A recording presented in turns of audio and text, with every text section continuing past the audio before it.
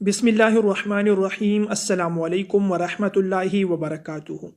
میرے بھائی اور بہنوں، آج کی اس ویڈیو میں قرآن پاک کی ایک سورہ مبارک کا عمل بتا رہا ہوں۔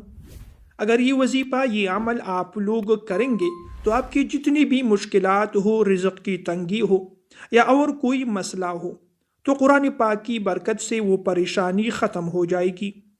یہ وظیفہ خاص طور پر رزق کی تنگی کے لیے بہت زیادہ مجرب ہے۔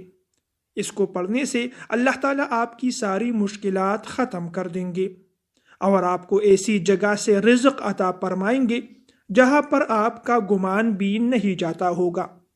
پیارے بھائی اور دوستو، آج کل دولت، پیسہ کمانا ہر انسان کا شوق ہے، اور زندگی میں جس کے پاس دولت اور پیسہ ہوتا ہے، سارے رشتہ دار، سارے دوست احباب اسی کے آگے پیچھے ہوتے ہیں۔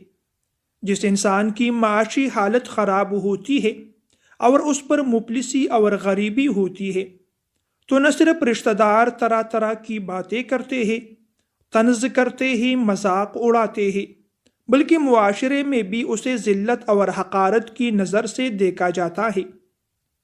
اس کو وہ پروٹوکول یا وہ عزت مقام نہیں ملتی جو پیسے والے انسان کو ملتی ہے۔ لیکن یہ صرف دنیا کا رواج اور قانون ہے، دنیا داروں کی یہی سوچ ہوتی ہے۔ لیکن اللہ تعالیٰ کا قانون الگ ہے۔ اللہ تعالیٰ کی نظر میں دنیا کی قیمت مچھر کے پر کے برابر بھی نہیں ہے۔ اللہ تعالیٰ کے نزدیک معزز اور مقرب وہ لوگ ہیں جو تقوی اور اطاعت میں سب سے بڑھ کر ہوں۔ قرآن پاک کی نظر میں کامیاب انسان وہ ہے جو جہنم سے بچ گیا اور جنت چلا گیا۔ لہٰذا دنیا کمانا چاہیے، لیکن حلال طریقے سے اور ضرورت کے مطابق ہو۔ باقی زندگی آخرت بنانے کی فکر کرنی چاہیے۔ انشاءاللہ دنیا کے ساتھ ساتھ آخرت بھی بنے گی۔ آج کا جو وظیفہ ہے بہت آسان سا عمل ہے۔ آپ نے کرنا اس طرح ہے کہ آپ نے مغرب کے بعد جب آپ مغرب کی نماز ادا کریں تو اسی وقت آپ نے اول اور آخر درود پاک، درود ابراہیمی 7 مرتبہ پڑھنی ہے۔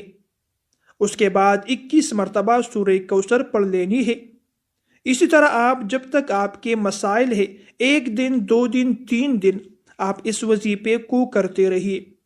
اس وظیفے پر آپ کے زیادہ سے زیادہ 5 یا 7 منٹ لگ جائیں گے۔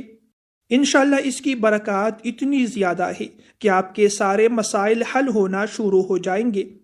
اللہ تعالیٰ آپ پر اپنے خزانوں کے منہ کھول دے گا، اور آپ کی جتنی بھی پریشانیاں ہوگی، جتنی بھی آپ غربت میں، قرضے میں گر چکے ہوں گے، انشاءاللہ اس وظیفے کی برکت سے آپ کے وہ سارے مسائل حل ہو جائیں گے، اور اللہ تبارک و تعالیٰ آپ کو بہترین نہ ختم ہونے والا رزق دے گا جو آپ کی اگلی نسلوں تک چلتا رہے گا۔